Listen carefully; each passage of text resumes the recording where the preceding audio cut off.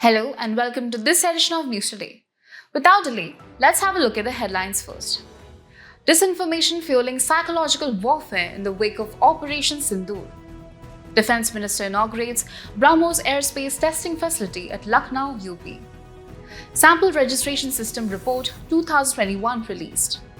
Reserve Bank of India Digital Lending Directions 2025 issued by RBI. CAQM issues direction for prevention and control of paddy stubble burning. In the first news of the day, we will delve into a critical aspect of modern conflicts, psychological warfare, also known as Psy-war. But before we dive in, let's understand the backdrop. Following Operation Sindoor, India's Press Information Bureau or PIB has ramped up efforts to combat the spread of misinformation and disinformation on social media. Now, what is the difference between the two? Disinformation is the deliberate creation and spread of false or misleading content. On the other hand, misinformation is the inadvertent or accidental spread of such content. Both can be dangerous, but disinformation is often weaponized. And this brings us to the concept of psychological warfare, a powerful tool used in conflicts. So what exactly is Psy-war? Psychological warfare involves the planned, tactical use of propaganda, threats, and other non-combat techniques during wars or periods of geopolitical unrest. The aim is to mislead, intimidate, and demoralize the enemy. For example, it could be as simple as distributing pamphlets or flyers, urging enemy soldiers to surrender. Or in today's digital age, it could involve using social media to spread fabricated or misleading information to manipulate public opinion. The core objective of psychological warfare is clear: to weaken the resolve, unity, and effectiveness of opposing forces without engaging in direct combat. Now, Psy-war isn't a one-size-fits-all approach. It comes in three distinct forms. First, white propaganda, where the information is truthful but only moderately biased. Second, grey propaganda, where the information is mostly truthful and avoids facts that can be disproven. And finally, black propaganda, where the information is entirely fake and is attributed to false sources. But Psy-war goes beyond just these categories. It also involves various tactical methods to achieve its goals. These tactics include the dissemination of propaganda to demoralize enemy forces and create doubt about their chances of victory. Another method is threats and intimidation, where fear is used to destabilize enemy morale and decision-making. There's also the exploitation of social fault lines, targeting ethnic, cultural, or political divisions to weaken societies from within. Finally, cyber-psychological warfare is used, leveraging social media or digital platforms to manipulate public opinion. Now, what are the real-world implications of such warfare? First, it undermines public trust. For instance, fake narratives can create doubt about official reports. Second, it can ensure military success, like leaflet campaigns persuading enemy troops to surrender. And finally, it can lead to polarization and panic, as disinformation fuels divisions within societies and disrupts coherent national responses. So as India's PIB intensifies its efforts against misinformation in the wake of Operation Sindoor, it's crucial to stay informed, vigilant, and critical of the information we encounter. Now, we have significant news from the defense sector. The Defense Minister has inaugurated the BrahMos airspace testing facility in Lucknow, Uttar Pradesh. This facility is a vital component of the Uttar Pradesh Defense Industrial Corridor, aiming to boost India's indigenous defense capabilities. But first, what exactly is BrahMos? It is a long-range supersonic cruise missile system. Now, what is a cruise missile? It is an unmanned vehicle propelled by jet engines. And as a supersonic missile, BrahMos has a speed ranging between 2 to 3 Mach. Developed by BrahMos Aerospace, a joint venture between India's DRDO and Russia's NPOM, the missile is named after two rivers, the Brahmaputra in India and the Moskva in Russia. Now, let's look at the key features of this missile. It operates on the fire and forget principle, adopting various flight paths to its target. The missile is a two-stage system. The first stage uses a solid propellant booster engine, while the second stage is powered by a liquid ramjet engine, pushing its speed to around Mach 3 in the cruise phase. With a range of 290 kilometers, this missile also has multiple versions, including the BrahMos NG, a lighter, smaller, and even more lethal version of the original. BrahMos is known for its stealth technology, making it difficult to detect by radar, and its pinpoint accuracy. What makes BrahMos stand out is its versatility. It is a universal missile capable of being launched from land, sea, and air. This has given it strong export potential. For instance, India delivered BrahMos missiles to the Philippines in 2024. Additionally, it ensures lower dispersion of targets and quicker engagement time, making it a highly efficient weapon system. Moving on, let's quickly understand the concept of defense industrial corridors. India has established two such corridors, one in Uttar Pradesh, including 6 nodal points: Agra, Aligarh, Chitrakoot, Jhansi, Kanpur, and Lucknow. The other is in Tamil Nadu with 5 nodal points: Chennai, Coimbatore, Hosur, Salem, and Tiruchirappalli. These corridors aim to catalyze the indigenous production of defense and aerospace items, enhancing India's self-reliance in the sector. Moving on, we bring you the latest updates from the Sample Registration System or SRS Report 2021, a significant demographic survey conducted by the Office of the Registrar General of India across all states and union territories. Let's begin with the key highlight: maternal mortality ratio or MMR. The report shows a remarkable decline from 130 per lakh live births in 2014-16 to just 93 in 2019-21. For perspective, the Sustainable Development Goal for 2030 is set at 70 or lower. Moving on to child mortality, the report presents 3 critical indicators. The neonatal mortality rate or NMR has dropped from 26 in 2014 to 19 in 2021. The SDG target here is 12 or less. Next, the infant mortality ratio or IMR has also shown progress, falling from 39 in 2014 to 27 in 2021. And for under 5 mortality rate or U5MR, the reduction is clear, from 45 in 2014 to 31 in 2021, with the SDG target being 25 or lower.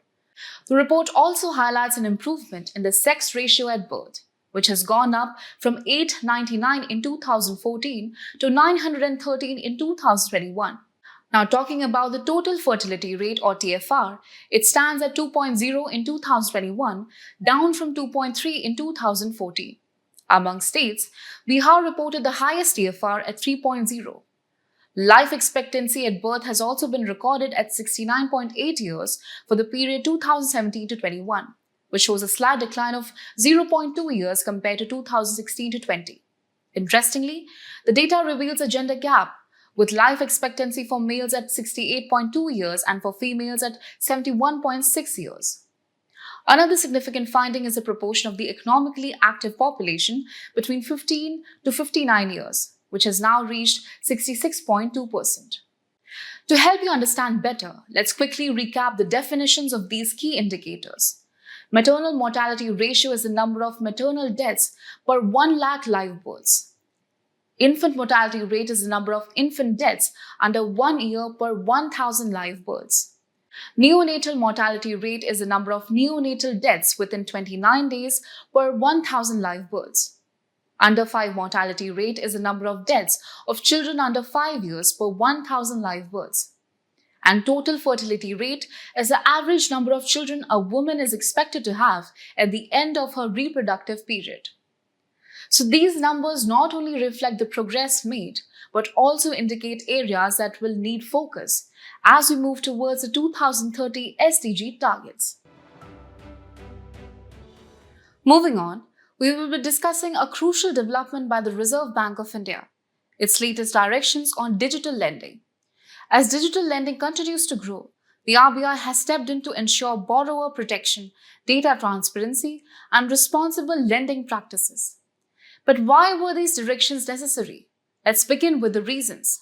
First, there have been concerns over exorbitant interest rates and hidden charges. Some platforms have taken advantage of information asymmetry to burden borrowers. Second, unethical recovery practices have come to light. Harassment and coercion by recovery agents have been reported, putting borrowers in distress. Third, there is a proliferation of unregulated and fraudulent apps. Many digital lending apps have been operating without proper oversight, causing significant consumer harm. Fourth, the problem of mis-selling. Borrowers often lack full awareness of loan terms or are matched with unsuitable products, leading to confusion and financial strain. And finally, data privacy breaches. Sensitive borrower data can be mishandled by third-party service providers, risking users' privacy. Now, what exactly do the new RBI directions entail? Here are the key highlights. First, the directions clearly define digital lending as a remote and automated process, using digital technologies for customer acquisition, credit assessment, loan approval, disbursement, and recovery. These directions apply to commercial banks, primary urban or state or central cooperative banks, NBFCs, including housing finance companies, and all India financial institutions. Furthermore, there is mandatory reporting of digital lending apps or DLAs via the RBI Centralized Information Management System or CIMS portal. This move will help create a transparent public directory of legitimate DLAs. The RBI also calls for enhanced due diligence for financial entities on their lending service providers or LSPs. This includes evaluating technical capabilities, data privacy measures, borrower conduct, and regulatory compliance. So, what is an LSP? It is essentially an agent of a financial entity that carries out digital lending functions on their behalf. Another major point is borrower disclosures. Financial entities and LSPs must clearly disclose key details like terms and conditions, privacy policies, and other necessary information, enabling borrowers to make informed choices. Finally, the RBI mandates that a grievance redressal officer be appointed by LSPs to handle digital lending-related complaints, ensuring a channel for resolving borrower issues. With these comprehensive directions, the RBI aims to bring transparency, fairness, and security to the digital lending ecosystem, a much-needed step to protect consumers and maintain trust in the financial system. Moving ahead, the Commission for Air Quality Management or CAQM has issued crucial directions for preventing and controlling paddy stubble burning in Punjab, Haryana, and Uttar Pradesh. These directives are in compliance with the Supreme Court's order in the MC Mehta vs. Union of India case. CAQM has been set up for air quality management in the National Capital Region and adjoining areas for better coordination and resolution of problems surrounding the Air Quality Index. But first, what exactly is stubble burning and why is it a concern? Stubble burning is the practice of burning crop residue, which leads to several environmental hazards. It causes harmful emissions which contribute to climate change and pose health risks. It also leads to nutrient loss in the soil, reducing soil fertility over time. Now, let's look at the key directives given by CAQM. First, the formation of a dedicated parallel protection force has been mandated. This force will consist of police officers, agriculture department officers, and others, ensuring strict enforcement. Second, the use of paddy straw pellets or briquettes for co-firing in brick kilns has been mandated, similar to their use in thermal power plants. Third, all villages are required to map each farm for the proposed mode of paddy stubble management, whether through crop diversification, in situ management, or other methods. Fourth, Punjab and Uttar Pradesh have been directed to determine a common rate for procuring paddy straw, following the model of Haryana. Fifth, the guidelines also promote ex situ management, focusing on the optimal use of balers, rakers, and other machines for efficient residue management. Finally, CAQM has instructed the creation of an online platform for real-time and consistent data reporting. along with a comprehensive review of the inventories of crop residue management or CRM machines. In summary, these measures aim to curb stubble burning, prevent air pollution, and maintain soil health. In today's Place in News, we will talk about the Democratic Republic of Congo or DRC, with its capital at Kinshasa. Recently, devastating floods struck the eastern part of DRC near the shores of Lake Tanganyika, causing severe destruction. Now, let's talk about the country's political features. Located in Central Africa, DRC is the second largest country in Africa after Algeria. It shares land boundaries with several countries: Central African Republic or CAR, and South Sudan to the north, Uganda, Rwanda, Burundi, and Tanzania to the east, the Republic of the Congo or ROC and Angola to the west, and Zambia to the south. DRC also has a maritime boundary along the Atlantic Ocean to its west. Moving on to the geographical features, DRC has a tropical climate as the equator passes through it. It is part of the vast Congo Basin, which spans around 500 million acres and covers 6 countries: Cameroon, CAR, DRC, ROC, Equatorial Guinea, and Gabon. The Congo Basin is also known for hosting the world's largest tropical peatlands, along with Brazil and Indonesia. Among its natural wonders, the Congo River stands out as a major river, crossing the equator twice. And when it comes to resources, DRC is rich in minerals including cobalt, gold, copper, coal, iron ore, and lithium. As we conclude today's main news, let's have a look at some quick updates. The Union Ministry of Information and Broadcasting is reconsidering the concept of safe harbor for social media platforms. Safe harbor is a legal concept that protects individual websites that allow third-party users to share content from legal liability for any unlawful posts. In Maharashtra's Kadbanwadi grassland, the already endangered Indian grey wolf is now at an added risk from dog attacks. The Indian grey wolf is a subspecies of the grey wolf that ranges from Southwest Asia to the Indian subcontinent. An infructescence of about 4.2 meters has been recorded in a species of wild banana, Musa indendemensis, making it the longest infructescence recorded in bananas. Infructescence is a group or cluster of fruits arranged on an axis or stem that is composed of a main stalk and often having a complex arrangement of branches. Declaration on Disaster Preparedness has been adopted at the 4th Ministerial Conference of Regional Integrated Multi-Hazard Early Warning System or RIMES, held in Colombo, Sri Lanka. RIMES is an intergovernmental body that provides early warning services, disaster risk reduction strategies, and capacity building to its member states. India's National Technology Day on May 11th has been observed. National Technology Day is celebrated each year to commemorate the successful nuclear test, Operation Shakti, conducted in Pokhran, Rajasthan in 1998 and maiden flight of the indigenously developed Hansa-3 aircraft. NASA announced that there are small chances that YR4 could collide with the Moon in 2032. Asteroid YR4 was discovered using Asteroid Terrestrial Impact Last Alert System or ATLAS located in Chile. A groundbreaking study has offered hope in treating Lafora disease. Lafora disease is a rare, lethal, and serious genetic disorder that affects the brain and nervous system. It belongs to a group of conditions known as autosomal recessive progressive myoclonus epilepsy or PME. Study finds geotubing at Pundura, Thiruvananthapuram effective in controlling coastal erosion. Geotubes are large, permeable fabric tubes filled with dredged materials or other hydraulically filled materials. Before we sign off, let's challenge your understanding in today's installment of Test Your Learning.